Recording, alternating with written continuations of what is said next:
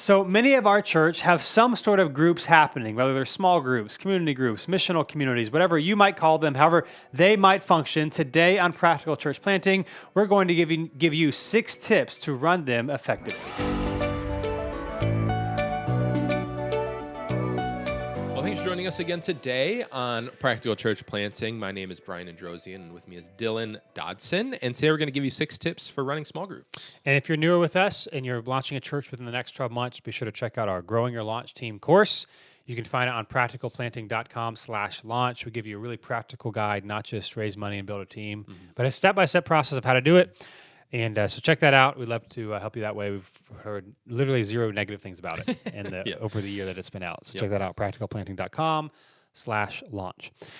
Tips for running small groups. So, we say small groups just because that's a generic term. We actually call them community groups or life groups or cell groups or missional communities, whatever. I mean, I know that maybe they all have somewhat different functions based on your church context, but you have a group of people together and it's not on Sunday and you're doing stuff. How to run them well. And so we're going to share some of the things that we do, some of the things that we have found helpful. And some of these might be familiar. And some of them hopefully are probably not, at least in the sense of this gets you to think through things. So, and we've actually done, again, like many things, a number of episodes on these things. And so we actually have a couple of other episode numbers that we'll let you know on for further information on some of these points. That's right. We did our research ahead of time. That's right. We were prepared this time. So what do we have? Six tips for running small groups or whatever kind of groups you call them at your church from things that we have learned our years doing them here. That's right. Number 1, sermon-based small groups, or at least a curriculum that is pre-written or provided by the church and not put on leaders.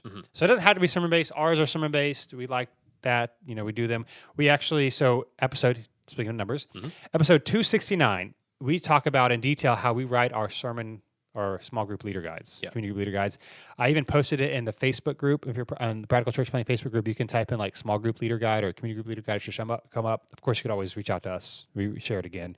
We share you what it looks like. But episode 269, if you're interested in how to write a sermon-based small group leader guide, we talk how we do it. So we break it down. Our recommendation here, it doesn't have to necessarily be sermon-based, but something that the church provides and not something that group leaders have to figure out on their own. This will also help you with more groups and more group leaders if the responsibility is not on them to figure it out. And we also do encourage our groups to follow this. Now, when we take group breaks, which we'll talk about that in a second too, some groups like to keep meeting and stuff like that, and so they'll do their own thing during that break. Or some of our groups meet every other week, and so group break isn't as needed, I guess you could say. And so they still might meet for the month that we're off because they're only going to meet twice anyway, and so they might do their own thing or whatever. That's fine.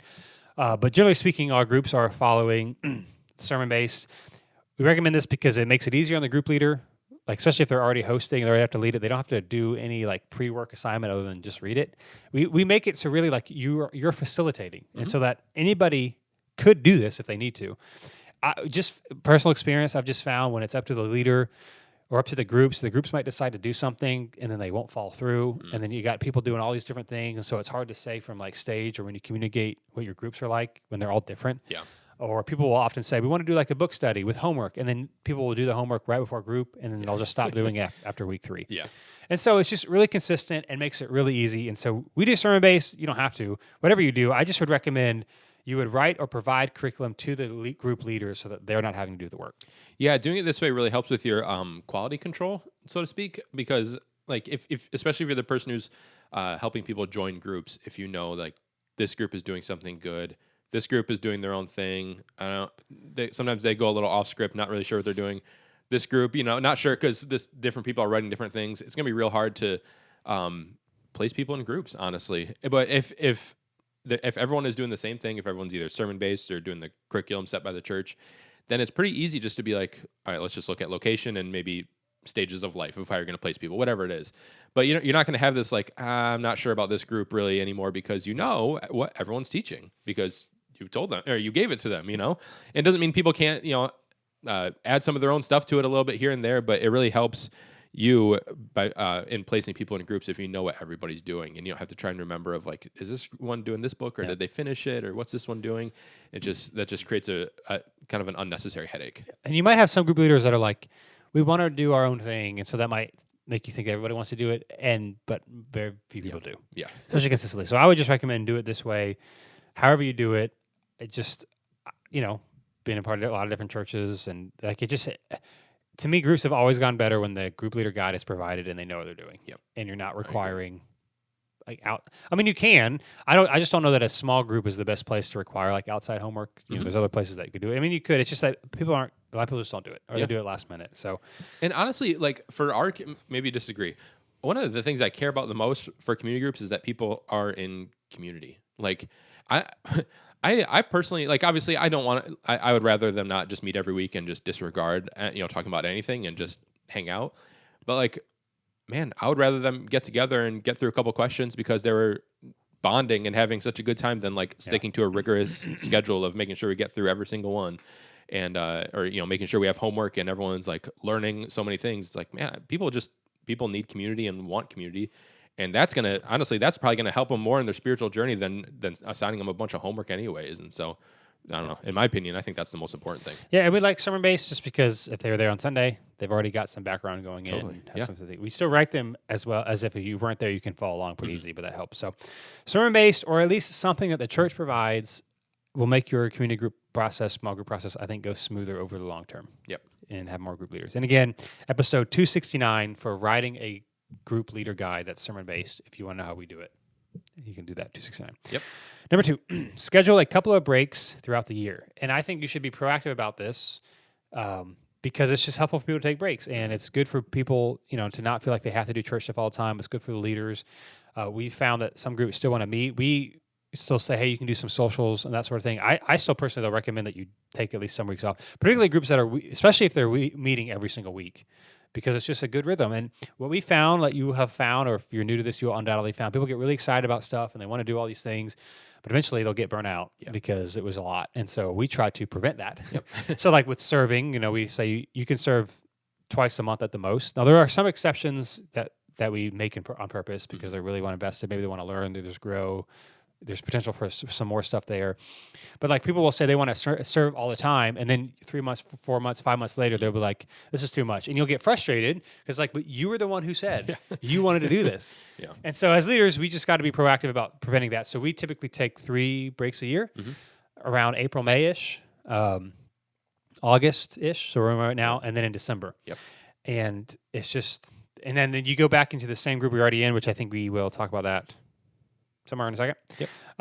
But yeah, they're pre in there. They're typically 4 to 5, maybe 6 weeks. Maybe December 1 through January is a little bit longer. Yeah. But it's just like that. And they're in there. And then I was going to say something else about them. Oh yeah. And so when you hear like April to May, somewhere in there, or August-ish, and then December-ish, you're like, well, what about you guys meet during the summer?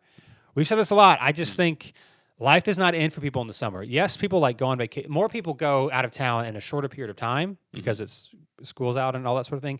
But people aren't gone. Like each individual person and family is not gone all summer. Yeah.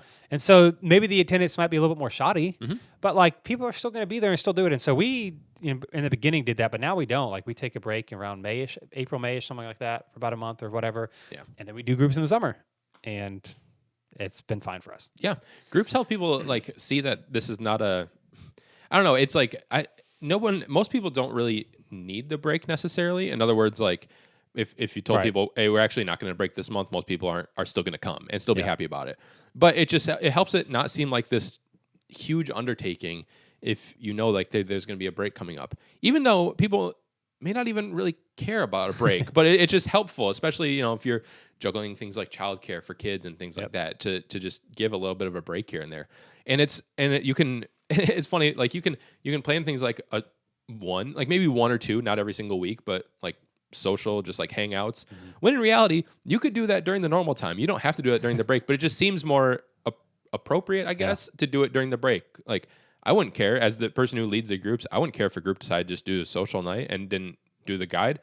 And most people and all the groups know that, but it just seems like something kind of special. Maybe we'll do something like we'll all go out to eat or something. We'll all go out to a place on the night that we normally meet during the break.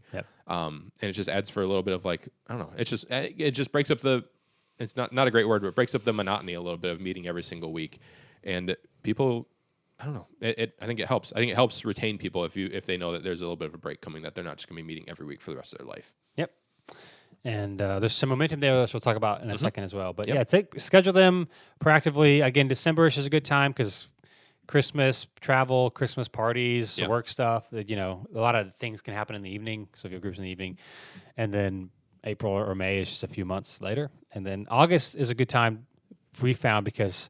Again, I think with COVID and stuff's a little bit different than it maybe even was a few years ago, but traditionally fall, school's back in session, people are traveling less, and so it's a good time to redo groups again. And so taking a break right before then can kind of give you some momentum. So Yep. schedule breaks throughout the year. We do 3 of them. You can do whatever you want, but be proactive about them. Number 3, track attendance. Yes. And we've talked about this a couple of times. This is a lot more durable. You just have to stay on Brian can speak to this. I think you just need to stay on people more so in the beginning than they kind of do it, and then remind them. Now, because it's an extra thing, you have to make this as easy as possible. So Brian has made Google Sheets with everybody's name and the date, and all you got to do is press an X next to each person who attended. Yep. And so we make them. We don't ask them to make them or whatever. It's it's a Google Sheet that it's a folder. I mean, each group leader has just access to their sheet, and every week they just say who was there. And so this really helps you not just know how many people. Well, I mean, it helps you know how many people are going to groups. So monthly, we track now what was our average group attendance for the month. Yep. But you also can actually see not just I think, but this person has stopped coming, or they come once a month, and we meet every week. And so what's going on there? We started doing this earlier this year, and it's you got to stay on top of people, but it's really, really beneficial. Yeah, there's a lot of ways it helps. Especially if you have a group that's pretty full, and you've kind of capped their group, they might not reach out to be like, hey, some people have dropped off. We could take new members. Because it just may always kind of seem a little full. But if you can see it in their attendance, throughout the year that hey, this person dropped off a while ago, they're not coming back, then you can be the one to reach out and be like, hey, do you have more room for more people? And they might, yeah, I do, because this person stopped coming. Or they might be like, hey, I actually know why this person stopped coming, and they're going to come back at this time or whatever. But it just helps as a person who you can't know everything that's going on in every single group, to get a kind of idea of who's consistent, who's not. Maybe if we need to have a conversation with somebody about hey, you've really stopped going, but you're coming to church. Is there an issue there? Or you've stopped coming to church as well. Maybe we need to reach out and see what's going on. It just helps you know what's going on. There's always going to be group leaders that need friendly reminders to fill these out. Dylan is not one of them, but Todoist, we talk about it all the time. Got a reminder. There's a few group leaders that I know are always going to have it filled out, and a few that I know every month I'm just going to have to send a friendly reminder of, hey, can you fill this out? But it helps that we have a data tracking sheet we go over every month with the elders, and one of them on one of our tabs on it is community group attendance.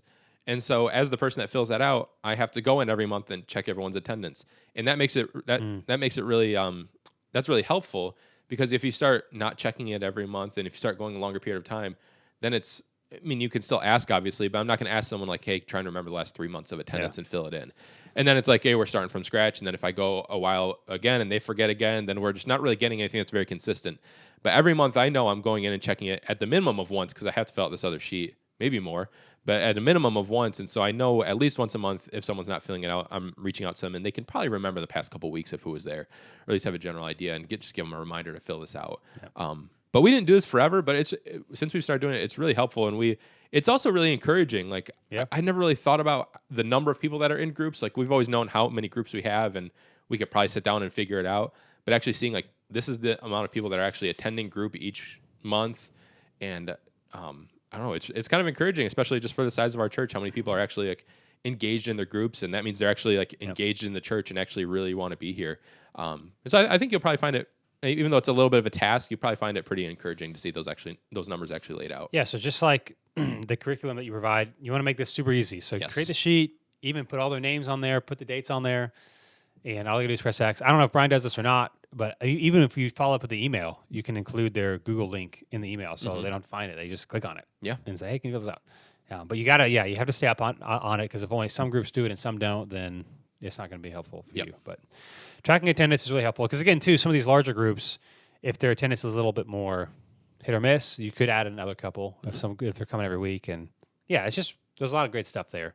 And maybe unlike Sunday morning where you just track how many people came in general, you can actually get names here.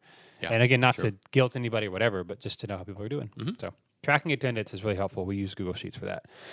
Number 4, for running small groups, share announcements in the leader guide. So what we do is on the top of the leader guide, if there's anything coming up within the next 3 weeks or less, typically, it's just another reminder, because keep people in front of it. And people have actually said they really like it. I don't know why, but they're like, yeah, we like to know what's going on. I'm Yeah. like, well, we share all, whatever. Yeah. But like, people don't always listen to the next steps on Sundays, or if you have a weekly newsletter, people might skim it, might open it sometimes, might not, or might never check it. And so it's just another way. So if like we have baptisms coming up, or our next Discover Lunch, or if it's anything that's church wide or unique. So if it's not like church wide, then we might not share it unless it's like a unique thing. Yeah. Like if we have let's say we have like a men's gathering and we don't normally do that, we might just say, hey, share this. Yeah. Or if there's a donation coming up, just remind people here's the date. So just like really much the same things that we share on Sunday, other than the Connect card or whatever, is what we'll share then. And it's just a small way to keep it in front of people. And it's one of the only ways that you're going to be able to give people announcements where they can ask questions back. Mm-hmm. Now, obviously, we don't expect all of our group leaders to have all the information for everything. We just give them a little blurb of what it is.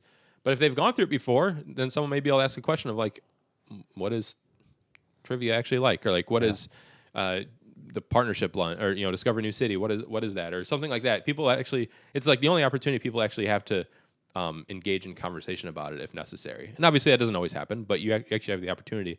But at the end of the day, it's just another way to remind people of what's coming up. It's an easy way where you have a captive audience to remind them of what's coming up. And it's just a couple of seconds of here's what it is, here's the date and time, and this is how you sign up if you need to sign up. It's not like it's a huge thing, but it's a good thing to add. Yeah, we the sign up things are good too, because like I know a lot of people won't, like, hey, if you want to sign up to get baptized or sign up for this thing or like the Discover Lunch, we just say the URL. Very unlikely they're going to go do it, but it's just like they've heard it again. Yeah. And one of the trick for this is you have to be succinct. So if we have trivia night coming up, we don't just say trivia night, here's the date, here's the time. I give them like a 1 to 2 sentence, here's what it is. Or Discover Lunch, like 2 sentences, so like the group leader is not trying to figure out what to say. Yeah. So that's what we do. Include those on there. This is not on there too. We also, again, if you go to 269, we'll talk about this all in more detail. Episode 269. We then do like 2 icebreakers every week, and then we do the group leader guide. But announcements are really, really helpful. And even if they're periodic, like you could say, hey, not even just like if you're looking to serve, but like here are the positions that we need. So if people that are interested or whatever, it's just a way for people to know what's going on in the church. If there's like a financial goal or something coming up or like whatever, you could just say it there just so people feel like they know what's going on and feel included. And so, yeah, for sure. It's a small one, but put announcements in the leader guide. I probably wouldn't do more than 3, unless, maybe there could be rare exceptions to that, but 3 or less. And also, again, I would also say 3 weeks out or less, because if they're saying the same thing every single week, people aren't going to listen to them. So yeah, true. That was number 4, share announcements in leader guide. Number 5, we've shared this before. This is not meant to be a hot take. This is just how we do it here. And we found that it works really well. Is cap your groups and don't force multiplication, which I know is like, oh, it's the worst thing in the world, stagnant, whatever. I just, practically speaking, I'm all for multiplication and stuff. Sure. I just don't think that groups are the best place to do it. Now, you might have the rare exception where a lot of people are inviting their friends and it's just getting really big. My experience is the groups that do this well, that lead well, that invite people, that people like to be there, are the ones that get, for lack of a better word, punished because they have to multiply. So churches in the past that like Christine and I led, it's like our group got big and we had to multiply it. We had to multiply it again. And it's just like, it felt like we never got anywhere. And as the leaders, it was discouraging because like we're always starting over new people. Our kind of view on it is our world today, people need friends. And we want to multiply Sunday mornings and other things. But like having consistent community, we have found does not make people stagnant. It actually gives them a place to be honest and be vulnerable and to go deeper with one another. That takes sometimes over a year. And every year, if our group gets bigger, then I'm going to have to peace out for half of you. And then how do you even divide the group? That's always been, in my experience, been kind of awkward. People that have to leave, that don't want to leave, feel like, I don't know, they got the raw end of the deal. And there are exceptions to that, but we cap it if it's a, couples group or whatever, typically 12, 14 at the most, but 12 if they show up a lot, because then it gets over that number, people have a hard time participating and talking. Sticky Church by Larry Osborne is highly recommended. We do a lot of stuff he says. I think in that book he says like a singles group, you might probably want to cap it at like 10, because couples kind of agree with each other a lot and singles will have more. But we cap it, and then it's just like you can't meet in that group. But we have found, again, you can expand your groups and then it gets bad for everybody. Or you can, or the people have to wait and it's bad for them, but at least it's not like it's not negative for 12 people. It's just negative for 2 people. Yeah. And so we cap them. We don't force multiplication. We tell people, if you like your group, this is your group. Now, if you want to lead a group, then obviously we obviously encourage that. And typically they will lead a brand new group with all new people, and it's easier for them all to connect because they're all new to the group. But we don't multiply our groups. Nope.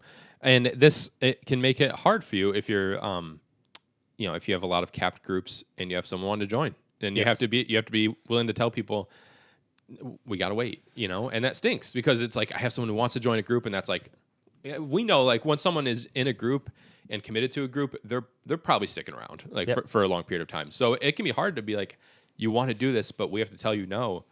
But in reality, sometimes you just have to tell them no, or not no forever, but no for right now. But make sure to keep a running list of who you've said that to. Obviously, you don't want them to just fall off forever, and tell them when you're going to follow up with them. But that's kind of it's not a downside, but that's just kind of the reality of what you have to deal with this. But it's much better than the alternative of just having these huge groups. No one can talk. No one can, it's hard to build relationships and hard to have like real conversations when it's just this huge group of people and constantly adding people. And the other thing is, like, if you're constantly adding people, then it's hard to have any trust with anybody because it takes some time to build that. And so if there's constantly a new person joining, then you're going to have to kind of start over. It's going to be a while before anyone's actually vulnerable with what's going on in their life, because they don't know if they can trust this person. And it takes some time to build that trust, which is fine. But you just have to know that that's a reality. And so capping them at a manageable size. So we generally say, 10 to 12. But also we do leave that a little bit in the hands of the leader. Like, hey, if you have a small place and you feel like you can only fit 8, you need to tell me. Like, we've had some people that are like, hey, we're only at this many people, but I think we need to cap it because we're running out of seating, or it just feels really cramped, especially as we're trying to eat and then do things like that, which is fine. Like, just be honest and communicate with us. Or someone's like, hey, I really want to add another couple, then maybe we can talk about it, even if that stretches it a little bit. But we just don't want to be constantly adding people. But also, this puts some pressure on you to find new group leaders. Like, if you just have this huge backlog of people and no one to lead them, that's not a good thing either. Like, that means we constantly have to be finding new group leaders. And that means some people having to leave their group to go start a new one.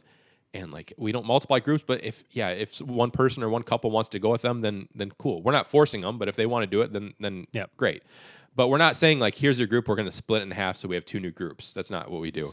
And so just cap your groups. Don't force them to multiply, but you need to always be looking for those new group leaders if you're going to make this last. Yeah, the irony to me is that there's no doubt in my mind that we have more groups because we do this than if we didn't. Yeah, sure. Yeah. Because you have to be proactive about doing groups. Now, there's pros and cons to everything. So yes, there's cons to this approach that people sometimes have to wait.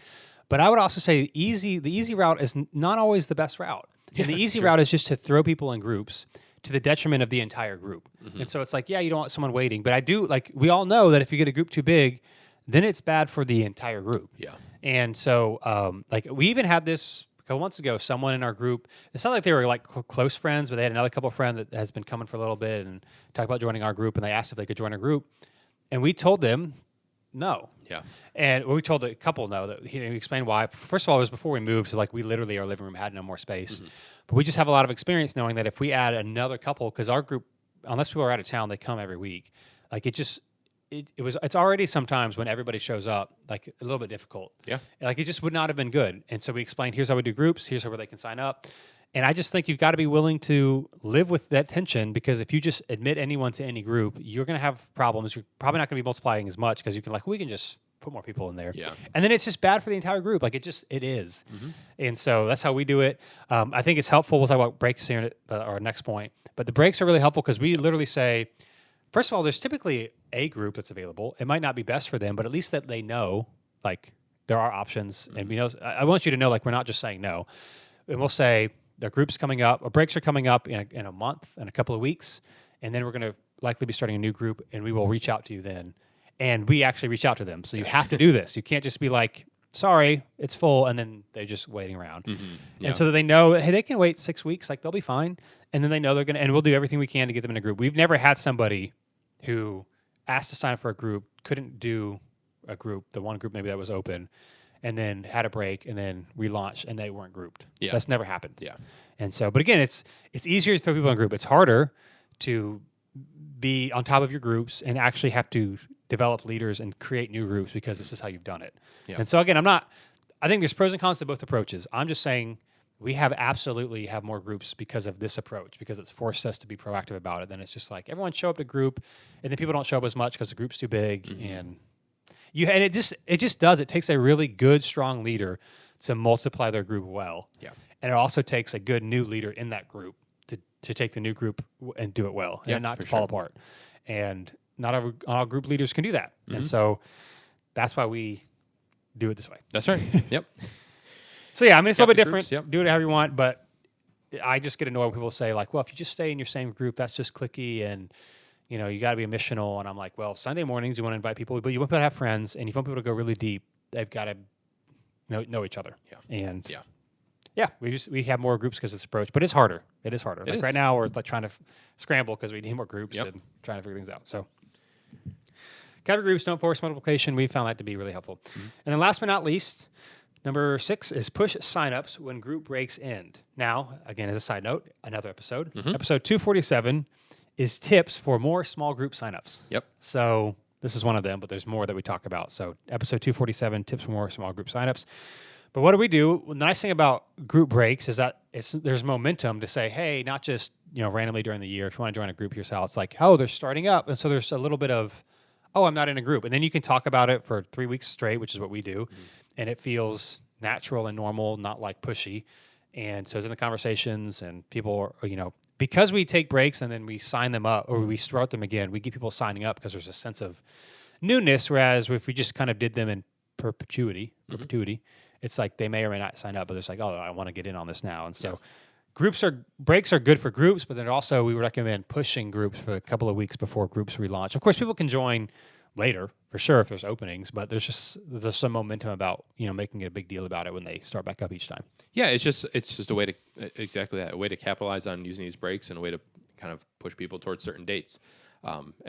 Anyone could sign up at any point, but this is an easy way for us not to just continually be talking about it, in which case people are just going to start tuning it out, but to talk about it at certain times where we can really focus on it. And it is easier to join. Like it's easy to join at any time, but it is easier to join after a break because even though everyone's been seeing each other on Sundays most likely, and maybe even outside of Sundays, but there is just kind of that first group back of like, it's probably a little more laid back and everyone's like just hanging out and whatever. And so it is a little easier to join there. At least it may feel a little easier. Like not everyone hasn't just been meeting every single week. But in reality, it's kind of like, it's just a way that we make up to push people towards groups, and it just makes it a lot easier to manage. Yep. So push them, and I mean, depending on when you do it, maybe you don't do breaks, whatever. I would still maybe pick a couple of times during the year and do a push on them. But when they're coming back, it's helpful. And our people know, like, if you're already in a group, you don't need to re-sign up. We even say this, from stage, whatever, so people aren't confused. Yeah. But if you're new, this is a great time to join. So push small groups signups when groups end. When the breaks end. Breaks end and groups are restarting. They're restarting. Yep, exactly. And again, tip number 247 is episode 247 for more small group signups. Just real practically for us on Sunday, we have our Connect card. So we try to push that. I mean, even if you filled out before, but there's a small community groups, and so you can drop that off. We've also in the past done like a printout sign up sheet, but those don't really get much traction. And so we do it online, and then we just say, hey, check community groups on the back of your Connect card. Yep. And that's how we find out. Again, that works for us because we have Connect cards in the seat back everywhere. If you don't have that and they got to find the Connect card, and then they're probably less likely to work out as well. Yeah. But that's where we do it. And of course, we've got the list of people that we follow up with too when groups are coming back. But pushing them when the breaks are ending is really helpful. That's right. So those are 6 tips for running small groups. Again, if you found that helpful, if you got questions, as always, if you're the Practical Church Planting Facebook group, you can always ask them in there. It's had a lot of activity lately, which has been cool. Yep. And then practicalplanting.com, a lot of free resources. And if you like this podcast, share it with your friends. Leave a rating. It should be really helpful. That's right. We don't ask for much. And by much, we mean nothing. It's true. But, a little 5-star review would be really cool. We wouldn't be upset about it. We would not be upset. So that's it. Thanks for listening. We'll be with you next week on Practical Church Planting.